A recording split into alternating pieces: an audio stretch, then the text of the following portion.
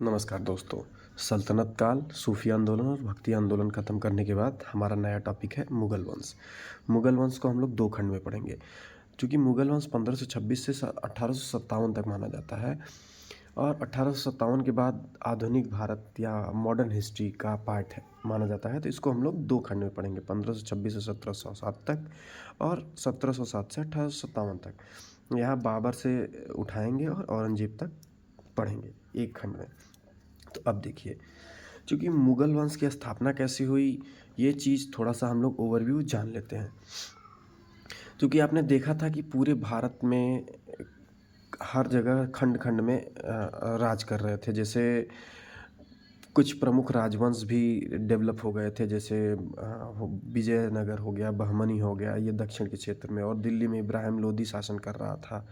तो इन सब और लोदियों इतने ज़्यादा लोदी थे, आपस में जो उनका मतभेद था या उनका विचार मैच नहीं होता, तो उन सब चीज़ों से अ, उन सब चीज़ों से उन सब चीज़ों को उभारने के लिए, उन सब चीज़ों का फ़ायदा उठाकर, एक तरह से ये कमज़ोरी थी, इन सब चीज़ों का फ़ायदा उठाकर बाबर मुगल वंश की स्थापना करता है।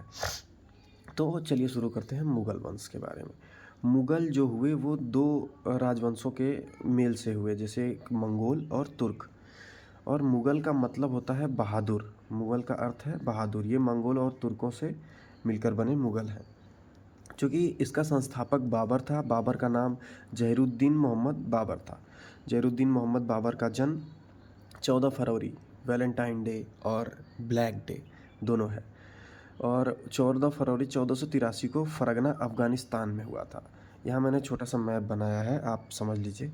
फरगना यहाँ पे है, क्योंकि भारत हमारा यहाँ है, इंडिया, इधर Pakistan, Afghanistan, Turkmenistan, Uzbekistan, Kyrgyzstan और चाइना।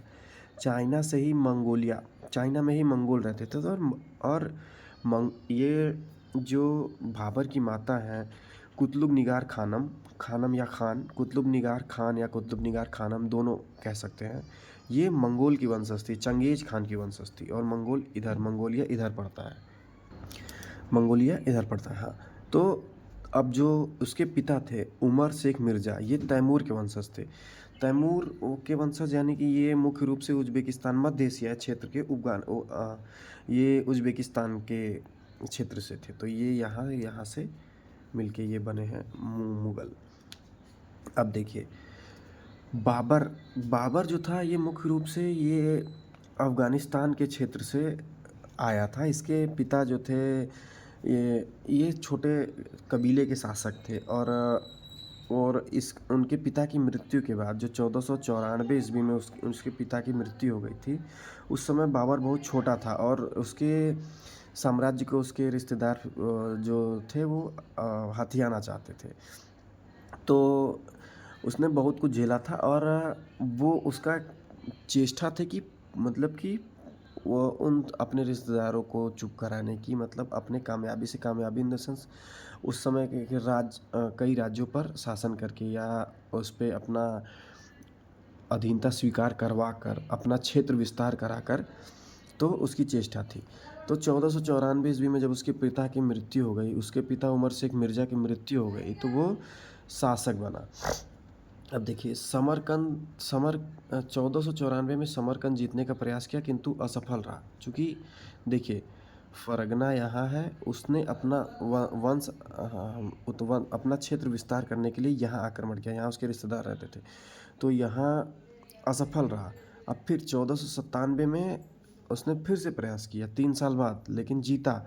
तो कितने दिन के लिए जीता? 100 दिन के लिए। फिर उसने फिर वहाँ से वो मुक्त हो गया समरकंद। अब फिर प्रयास करता है 1501 में। देखिए, 1494 में वो प्रयास किया, असफल रहा शासक बनते ही, क्योंकि और फिर उसके बाद 3 साल बाद फिर प्रयास किया, फिर जीता, लेकिन 100 दिन के लिए। फिर 3 साल बाद उसने 8 माह के लिए जीता समरकंद। फिर 1504 में काबुल और गजनी को जीत लिया। काबुल और गजनी इधर ही क्षेत्र है, उसको जीत लिया। अब इधर इधर जो बार बार प्रयास करता था इधर समरकंद की साइड, तो वो उसको बार बार असफलता ही हाथ लगी, एक तरह से देखा जाए तो। क्योंकि एक बार 100 दिन के लिए बना, एक बार 8 माह के लिए बना, एक बार तो कुछ हुआ ही नहीं। तो अब वो काबुल क्षेत्र में बढ़ा और गजनी क्षेत्र में बढ़ा, उसको आसानी से वहाँ जीत प्राप्त हो गई और वहाँ पे अपना शासन स्थापित कर लिया, वहाँ पर राज करने लगा। फिर 1507 में उसने पादशाह की उपाधि धारण की। ये देखिएगा, बादशाह बादशाह नहीं, ये पातशाह है। पातशाह मतलब भी बादशाह ही होता है, लेकिन उसने ये क्वेश्चन पूछा गया है, 1507 में उसने पातशाह की उपाधि धारण की। 1591 में वो पुनः समरकंद पर आक्रमण किया, उसको जीता। देखिए, अभी उसका संघर्ष इसी क्षेत्र में चल रहा है जिस समय अभी वो भारत की तरफ देख नहीं रहा है। तो पुनः 1511 में समरकंद पर आक्रमण किया, उसको जीता, लेकिन फिर 1512 में उसे फिर से खो दिया। अब उसको समझ में आ गया था कि इधर के क्षेत्र को जीतना मुश्किल है और इधर आसानी से वो जीतता चला जा रहा था। मध्य एशिया और समरकंद में असफलता के बाद वो भारत की ओर बढ़ा। तो अब इधर जीतना उसके लिए आसान होता गया और काबुल जीता, फरगना जीता, कई छोटे-छोटे गाँव जीते, मतलब जो वहाँ के राजा राज करते थे उनसे जीता, उससे उसका कॉन्फिडेंस बढ़ा। अब अपना बाउंड्री लाइन क्रॉस करके पाकिस्तान में एंट्री करेगा, पाकिस्तान में एंट्री करने के बाद भारत में एंट्री करेगा और भारत में आने के बाद दिल्ली में आ जाएगा। अभी देखिएगा, अब 1519 में उसको क्या हुआ, उसका सीमा क्षेत्र बाजौर और भेरा, इधर इधर बाजौर, इधर भेरा, ये जीता। फिर 1519 में पेशावर जीता, 1519 पेशावर, ये पाकिस्तान में पड़ता है पेशावर, वो जीता। 1520 में बाजौर भेरा के साथ पंजाब का सियालकोट, पंजाब जो उस समय भारत में था लेकिन इस समय पाकिस्तान में है, अब वहाँ से ये विस्तार किया इधर, पंजाब का सियालकोट तक जीता।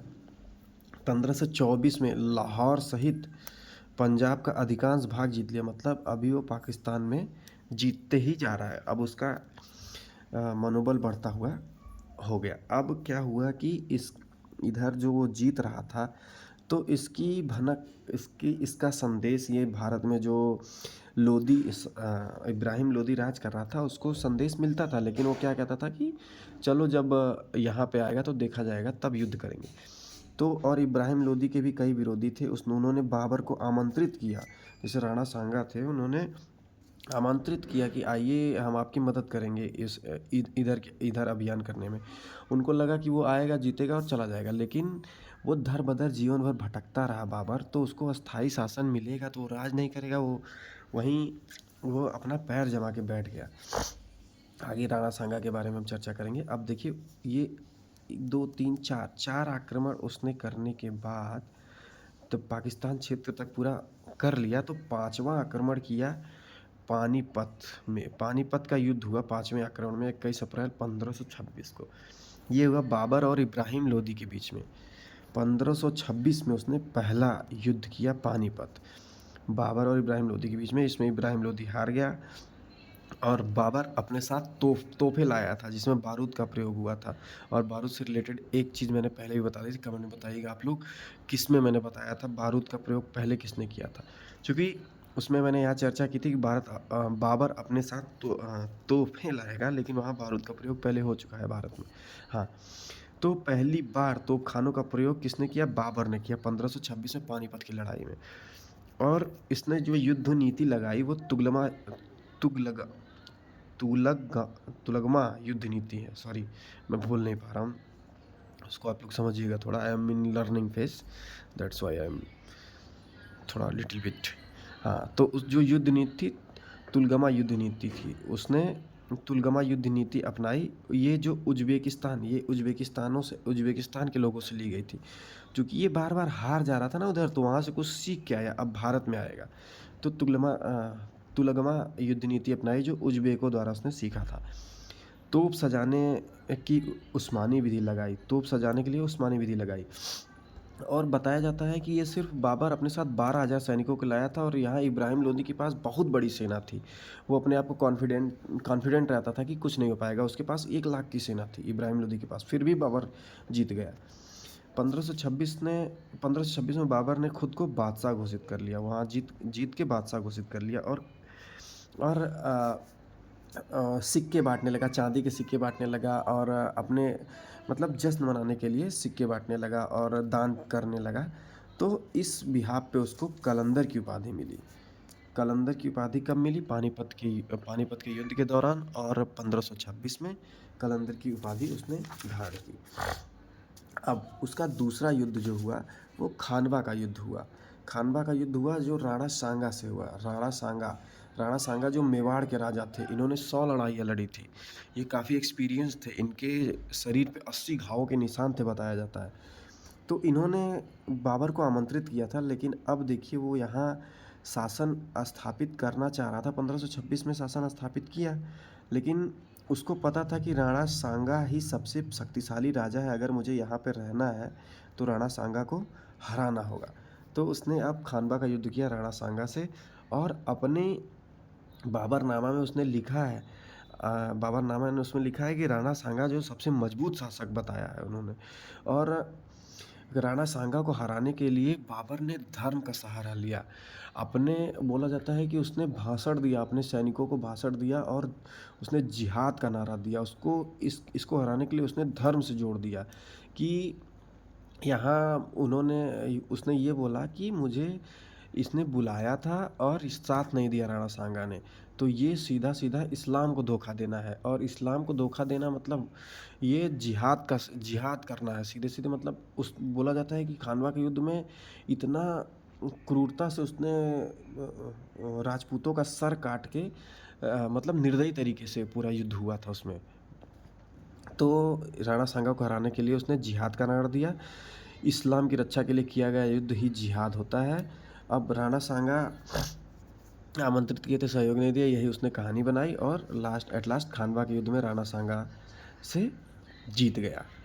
अब उसका 1527 के बाद वो 1528 में चंदेरी का युद्ध हुआ। चंदेरी का युद्ध हुआ बाबर और मेदिनी राय के बीच में। मेदिनी राय जो राणा सांगा के सरदार थे, वो भी मेदिनी राय राजपूत शासक हुए जो राणा सांगा के सरदार थे, क्योंकि मेदिनी राय से वो खानवा के युद्ध में पहले ही मिल चुका था। लेकिन अब उसने कहा कि मेरी अधीनता स्वीकार कर लो, तो ये मेदिनी राय मना कर दिए, तो उन्होंने 1528 में उससे युद्ध लड़ा। ये जो मेदिनी राय हैं वो मालवा और बुंदेलखंड सीमा पर स्थित जो चंदेरी का युद्ध हुआ वो भौगोलिक दृष्टि, व्यापारिक दृष्टि, राजनीतिक केंद्र बना वो, और बहुत महत्वपूर्ण था। और इस युद्ध में भी उसने जिहाद का नारा दिया था। तो चंदेरी का युद्ध भी वह जीत गया। अब लास्ट आता है घाघरा का युद्ध। यह 1529 में हुआ। ये इसका अंतिम युद्ध था। ये बाबर और महमूद लोदी के बीच में हुआ। महमूद लोदी जब भी आगे ये जो बाबर का लड़का औरंगजेब मिलेगा, उसको बहुत परेशान किया महमूद लोदी, उसको मार के भगा दिया, सिंध भागना पड़ा। तो बाबर और महमूद लोदी के बीच में हुआ, और महमूद लोदी जो इब्राहिम लोदी का भाई था। इब्राहिम लोदी आपको पता है ना कौन था? लोदी वंश का अंतिम शासक, जो अभी मैंने पिछले वीडियो में बताया था इब्राहिम लोदी कौन था, उसमें आप समझ लीजिएगा। ये उसका भाई था महमूद लोदी। ये इधर इलाहाबाद से लेकर दिल्ली क्षेत्र पे राज करता था। तो अब बाबर अपना क्षेत्र विस्तार कर रहा था, तो उसने महमूद लोदी से भी युद्ध किया, और महमूद लोदी क्षेत्र छोड़कर भाग गया इलाहाबाद साइड। अब फिर क्या हुआ? बाबर 26 दिसंबर 1530 को मर गया। बाबर का 100, हाँ, बाबर के 100 से बहुत क्वेश्चन आता है। बाबर का 100 जो आगरा के आराम बाग में दफनाया गया। आराम बाग जो बाबर ने खुद बनवाया था, तो आगरा के आराम बाग में दफनवाया था। लेकिन बाबर ने तुजुके बाबरी में कहा था कि मुझे अपनी जगह पे काबुल में, जहाँ मैं पैदा हुआ हूँ, वहाँ मुझे दफनाया जाए। तो तुजुके बाबरी के अनुसार उसके 100 को फिर से काबुल ले जाया गया। तुजुके बाबरी जो तुर्की भाषा में लिखी गई थी। तो उम्मीद है मैं आपको समझा पाया होऊंगा। अगला वीडियो आएगा हमारा हुमायूं पे। धन्यवाद।